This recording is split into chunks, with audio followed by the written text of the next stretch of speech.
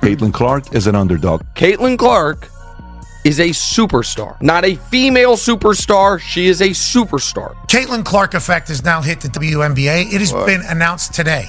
But the best basketball of the weekend, the best player in America, the best shooter in America, Caitlin Clark at Iowa. Caitlin Clark is widely seen as the leading candidate for Rookie of the Year. However, earlier in the season, some analysts, including Monica McNutt, made comments that came across as questioning whether it was appropriate or respectful for Clark to be included on Team USA, though her exact remarks from First Take aren't clearly remembered. She later restated a similar viewpoint during an appearance on Get Up. At the same time, Angel Reese had odds around plus 350, positioning her as a serious challenger. This perspective was reasonable, considering that Reese was averaging only slightly fewer points than Clark while also leading the league in rebounds. I think me and Angel would both give you the same answer. Like, you don't wake up and think about individual awards. I know that's what all of you think we do. I know we don't. Like, that's what everybody wants to make this about. But, like, we both of our teams are competing for playoff spots. Like, that's our main focus. That's a selfish thing to just care about an individual award, and she would give you the same exact answer. When it comes to choosing Rookie of the Year, she said she would base her decision on the standings. That approach drew criticism, with many people calling her out and saying it was a surprising way to judge the award. Caitlin and Aaliyah starting to cook in that pick and roll. Kelsey Mitchell now knows how to come to the ball, and Caitlin is now picking up where to find her. Timmy Fagbenle, very versatile as a 4-5 and a competitor. Like, all right, now I know I gotta get my hands ready to catch these passes from Caitlin. Alyssa Smith finally turning the corner in terms of her engine. I actually think that Indiana has a good chance to be solid. Someone who usually isn't supportive of Caitlin Clark said that their Rookie of the Year pick would be determined by the team standings. If they are 7, that's going to be runaway in terms of Rookie of the Year, even if Angel continues like the 28 is the most double-doubles in the season. Alyssa Thomas had it last year. Angel already has 13. That will also be historic if she's able to track that. But if she tracks that and they're 9, 8, Caitlin and pulls them into 7, one of my bigger metrics on this Rookie of the Year conversation is going to be how do you impact winning, and it's just hard to... For those who may not realize, at that stage of the season the teams were separated by only half a game. That's why some people felt it was a reasonable way to judge a player's overall impact. The Sky were slightly ahead in the standings and holding a playoff spot, which led to leaning toward Angel Reese. What makes it more interesting is that when this conversation was taking place, the teams were essentially tied. They had the same games back figure, with only a minimal 0.4 difference in their win percentages. People are negative, then it's because they can't do what you do. Bingo. Good for you to say something like that, right? Hopefully she'll continue to do what she's doing. This is a GOAT.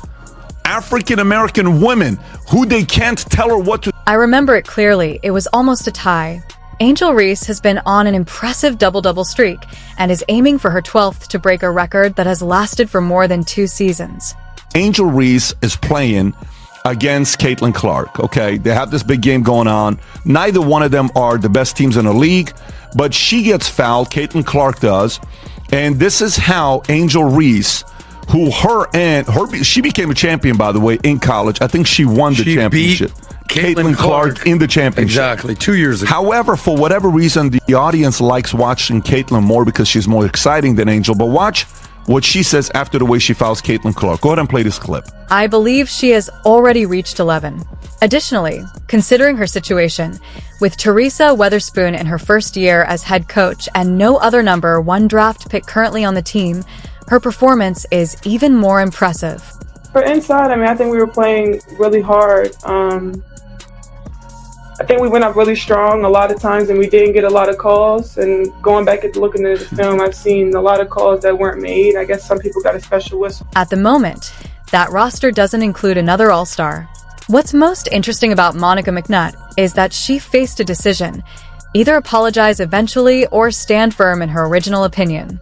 I think there's some people, first of all, I think it's jealousy. I don't want to get in, there's a lot of articles out there that are using the R word and talking about this.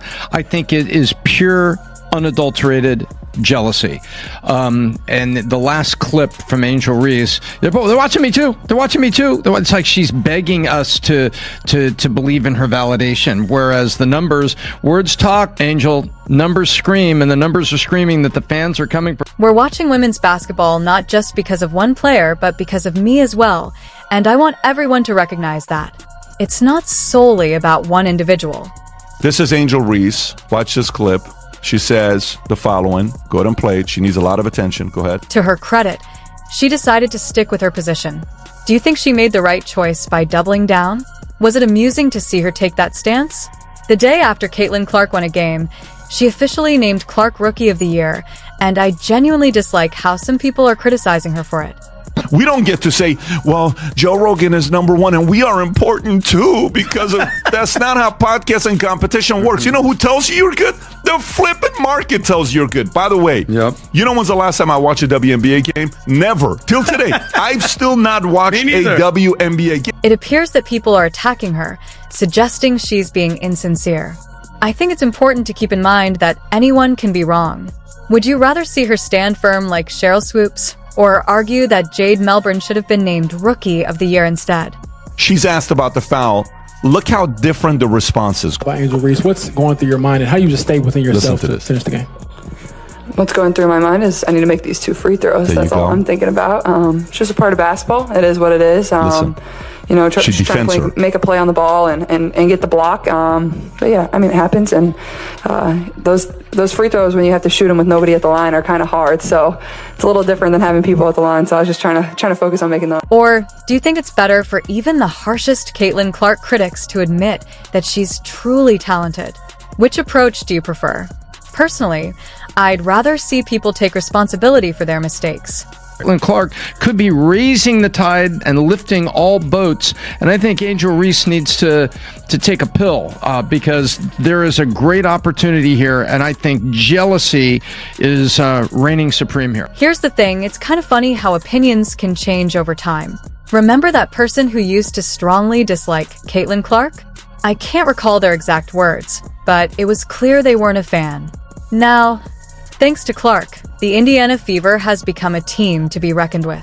Nobody was talking about your league. Nobody cared about the WNBA until that girl, Caitlin Clark, I don't care what color she is, she's ridiculous, she's nasty, and now people are watching, and you guys are talking shit about her? Like, what are you guys doing? They're sabotaging the whole thing. She should leave. She should have got those other contracts. Where does she have a contract to go somewhere else? Big Three. She should have gone to the Big Three. To hell with the WNBA. They're nothing. They're nobody. Nobody's watching. They lost $50 million. The WNBA lost $50 million. The only reason they make it is because the NBA kind of gives money to them to help them out. It's a lost cause every year. It's a political deal. I think it's wonderful when people are willing to change their minds and recognize genuine talent. It's far better than clinging to negativity. One standout moment of the season was the pass she delivered to Aaliyah Boston during the game against Dallas, where Boston was fouled and missed. Clark made a strong baseline drive, initially seeming to set up a classic Steve Nash-style dribble, but instead she went behind her back and continued the move before being fouled on her cut. Many fans have expressed frustration over recent comments made by Monica McNutt about Clark.